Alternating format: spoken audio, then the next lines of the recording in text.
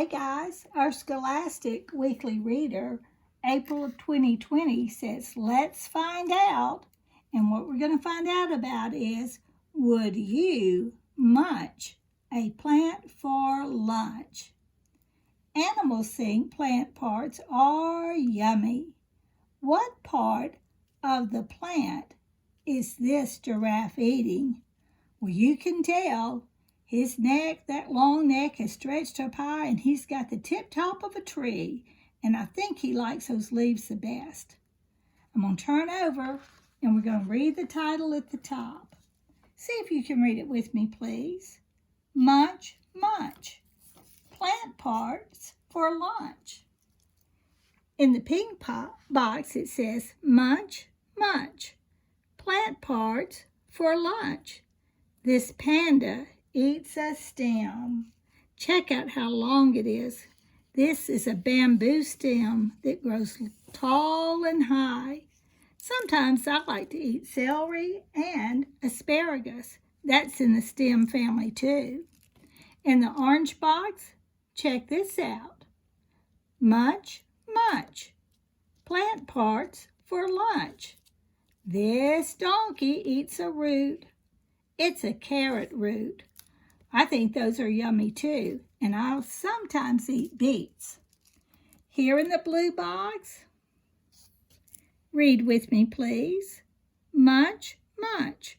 Plant parts for lunch. This koala eats a leaf. Well, he's actually eating eucalyptus leaves, which I don't think people eat, but I know I like spinach and lettuce. I hope you do too, because it's so healthy. In the purple box, read with me. Munch, munch. Plant parts for lunch. This rabbit eats a flower. It's a dandelion flower, and I think he's really enjoying it. But I think my favorite flower to eat would be broccoli or cauliflowers. And then, there's seeds that people eat too. Seeds that plants grow from. The pumpkin seeds and the sunflower seeds are the two that are eaten the most. Now, check out this plant that's grown tall and strong. It's the parts of a sunflower. We're going to write labels to show each part of the plant. Use words from the word bank. And that's something we've been doing a lot of. And here's our word bank right here. And it's going to tell us which one to use. And I'm going to start at the bottom, because things that grow in the ground start in the bottom and grow up. And the first one points to this right here. You know what you call that. You call that the root of the plant. And it grows deep in the ground, and its job is to hold that plant up. I found that word in my word bank, and I'm going to draw a line through it because I can only use it one time. Next part of the plant that we're going to talk about is the part that grows the tallest and the strongest. And that's called it's the stem. I'm going to write it right here. I'm going to find it in my word bank. Stem.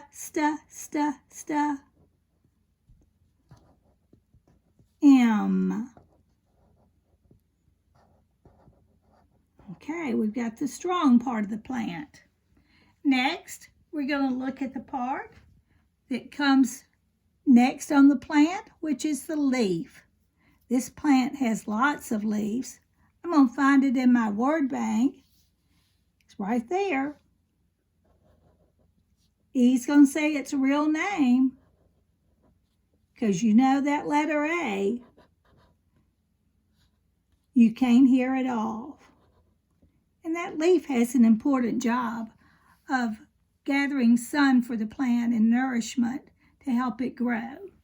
The last word in our word bank, let me put my line through it because I forgot, is the purple word. The purple word says flower. And that's the most beautiful part of the plant. Flower. Ow. And then you hear that on the end. Okay. And now I've labeled all the parts of this beautiful sunflower. Sure is fun to see them growing in the summertime. I'd like to plant one this year. I'm going to turn over, and we have a little activity on the back. And I feel sure, I'm going to tape it up here, that you can remember what you call a box when you see it like this. Okay, you know it's called a what? A graph. This is Graph the Garden activity. And it says count the vegetables growing in the garden. Color the graph to show how many there are of each. Okay? Do it with me. The first picture is the lettuce. Okay, let's see. We're going to slash them because that's what we always do.